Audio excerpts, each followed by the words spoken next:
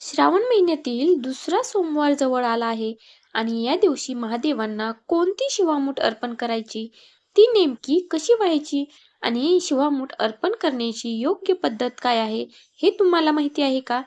कारण श्रावणातील प्रत्येक सोमवार हा महादेवांच्या भक्तीसाठी विशेष मानला जातो आणि प्रत्येक सोमवारी शिवामुठीमध्ये वेगवेगळे धान्य अर्पण करण्याची परंपरा आहे. दुसऱ्या श्रावणी सोमवारी कोणती शिवमूठ असते, ती शिवलिंगावर कशी अर्पण करायची आणि शिवमूठ वाहताना कोणता मंत्र म्हणायचा आणि या दिवशी महादेवांची साधी सोपी पूजा कशी करायची, या सर्व प्रश्नांची उत्तरे अगदी सोप्या भाषेतून आपण जाणून घेणार आहोत. त्यामुळे तुम्ही जर दुसऱ्या श्रावणी सोमवारची महादेवांची पूजा करणार असाल तर हा व्हिडिओ तुम्ही शेवटपर्यंत नक्की पहा.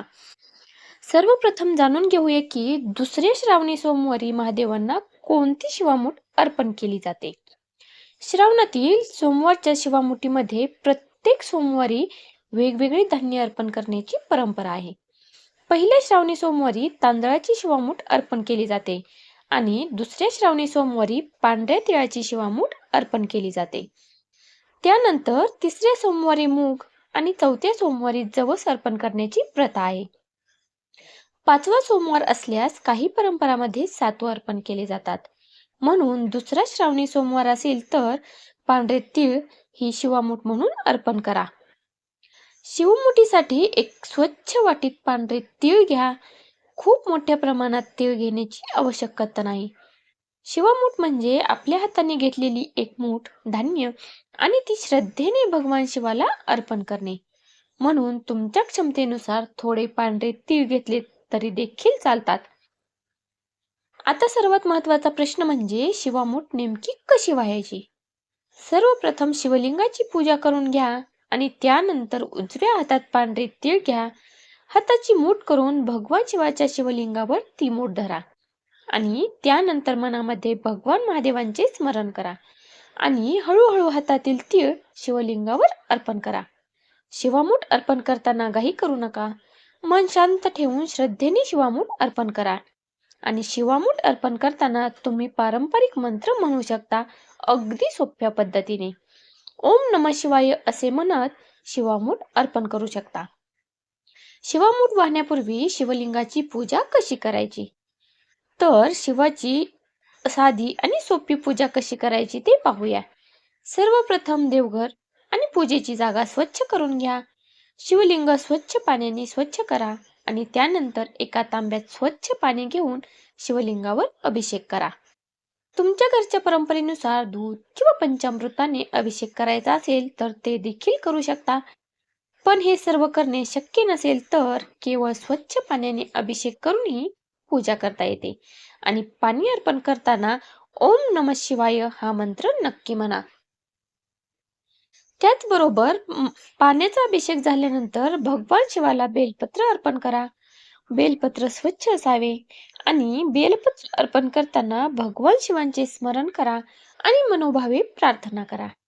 तुमच्याकडे बेलपत्र उपलब्ध नसेल तर त्यासाठी अपराधी वाटू नका. शक्य असेल ते पूजा साहित्य वापरून श्रद्धेने पूजा करा.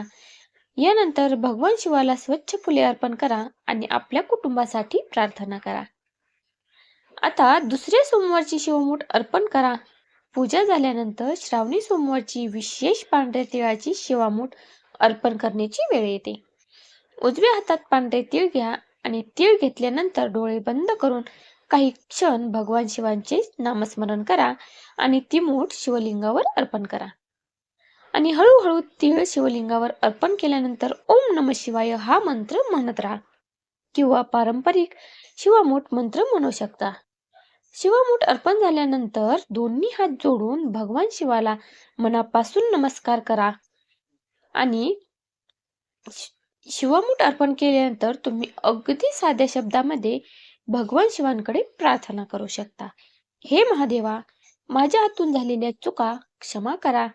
माझ्या कुटुंबाला सुख शांती आणि समाधान द्या. आमच्या घरामध्ये प्रेम आणि आनंद कायम राहू द्या. आम्हाला योग्य मार्गावर चालण्याची बुद्धी द्या. तुमची भक्ती करण्याची शक्ती द्या. अशी मनापासून प्रार्थना करा आणि प्रार्थना करताना शब्दांपेक्षा मनातील भावना खूप महत्त्वाची आहे.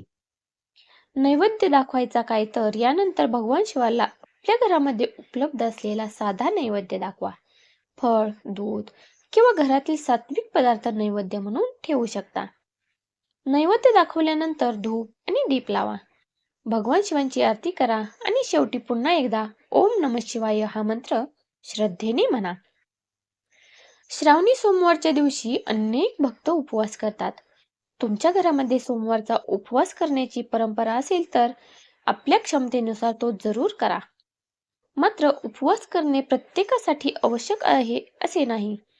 उपवास करत नसलात तरी भगवान शिवांची पूजा, नामस्मरण आणि शिवामूठ अर्पण करण्याची भक्तिपर परंपरा तुम्ही नक्कीच पाळू शकता आणि ते श्रद्धेने करू शकता. आता एक महत्वाची गोष्ट लक्षात ठेवा. शिवामूठ अर्पण करताना सर्वात महत्वाची गोष्ट म्हणजे श्रद्धा. शिवमुठीमध्ये किती तीळ आहेत, पूजा किती मोठी केली किंवा किती वस्तू अर्पण केल्या, त्यापेक्षा मनापासून केलेली भक्ती महादेवांची आहे, महत्वाची आहे. म्हणून पूजा करताना कोणतीही घाई करू नका. मोठा विधी करता नाही आला तर काही हरकत नाही. मनापासून ओम नमः शिवाय हा जप करा आणि बेलपत्र देखील अर्पण करा. दुसऱ्या श्रावणी सोमवारी भगवान शिवांची पूजा केल्यानंतर काही वेळ शांतपणे बसा. मोबाईल बाजूला ठेवा आणि मनात कोणताही विचार आणू नका आणि काही मिनिटे फक्त ओम नमः शिवाय असा जप करा आणि आपल्या कुटुंबासाठी महादेवांकडे प्रार्थना करा. दुसऱ्या श्रावणी सोमवारी पांढऱ्या तिळाची शिवामूठ भगवान शिवाला अर्पण करा. शिवलिंगावर पाण्याचा अभिषेक करा. बेलपत्र आणि फुले अर्पण करा. ओम नमः शिवाय या मंत्राचा जप करा आणि शेवटी मनापासून महादेवांकडे प्रार्थना करा. भगवान महादेव आपल्या सर्वांच्या घरामध्ये सुख, शांती आणि समाधान देवोत. प्रत्येकाच्या जीवनात चांगले विचार, चांगले कर्म आणि चांगली भक्तीची भावना वाढू दे. महादेवांच्या चरणी हीच मनापासून प्रार्थना. व्हिडिओ आवडला असेल तर लाईक करा, शेअर करा आणि आपल्या भक्ती विशेष चॅनलला नक्की सबस्क्राईब करा. आणि तुम्ही कोणत्या पद्धतीने महादेवांची सेवा करता ते देखील कमेंटद्वारे नक्की सांगा.